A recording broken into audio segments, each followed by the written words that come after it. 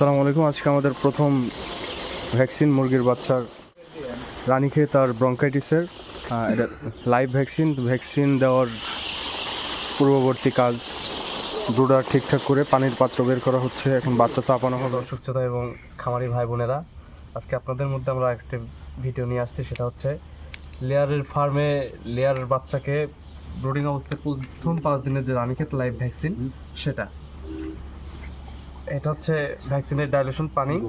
এইটার সাথে আমরা এই যে আপনারা দেখতে পাচ্ছেন লাইভ ভ্যাকসিন, এই ভ্যাকসিনটা মিক্স করব।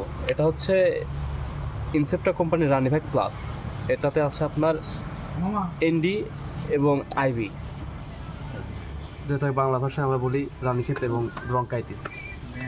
ভ্যাকসিনটা আমরা এখন ভাঙবো। ভ্যাকসিনটা ভাঙার আগে অবশ্যই একটা জিনিস দেখতে হবে যে ক্যাপটা ভাঙার সময় যদি আমরা এদিক সেদিক করে ভাঙি তাহলে এটা সম্পূর্ণ আমরা খুলতে পারবো না। এখানে মার্ক করা আছে, আমি মার্কটা দেখে ভ্যাকসিনটা ভাঙছি। কোথায় মার্ক করা? এই যে এখানে মার্ক করা। এটা হয়তো ক্যামেরায় বোঝা যাবে না ঠিকভাবে, তবে আপনি হাতে নিলে বুঝতে পারবেন।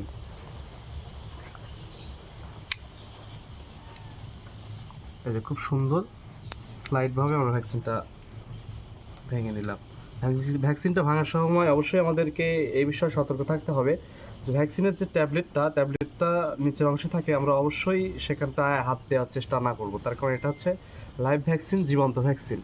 এখানে যদি আমরা হাতটা দিই তাহলে আমাদের হাতের যে তাপমাত্রা, আমাদের ব্লাডের যে উষ্ণ একটা তাপ আছে, সেটাতে এই ভ্যাকসিনের ভাইরাসটা নষ্ট হয়ে যেতে পারে আর কি।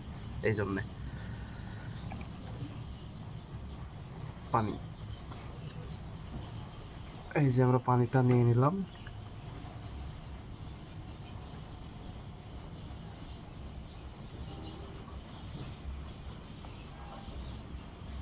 পানি দেওয়ার পরে নিচে হাত দিলে সমস্যা নেই।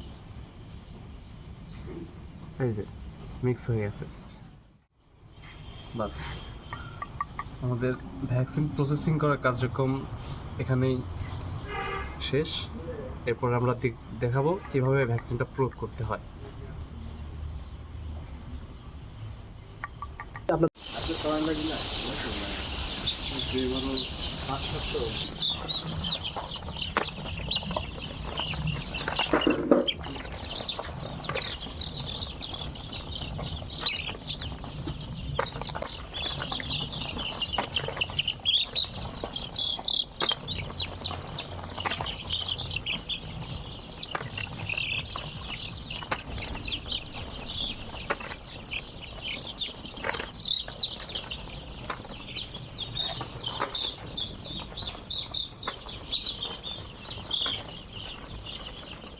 হাতের যে তাপমাত্রা, আমাদের ব্লাডের যে উষ্ণ একটা তাপ আছে, সেটাতে এই ভ্যাকসিনের ভাইরাসটা নষ্ট হয়ে যেতে পারে আর কি।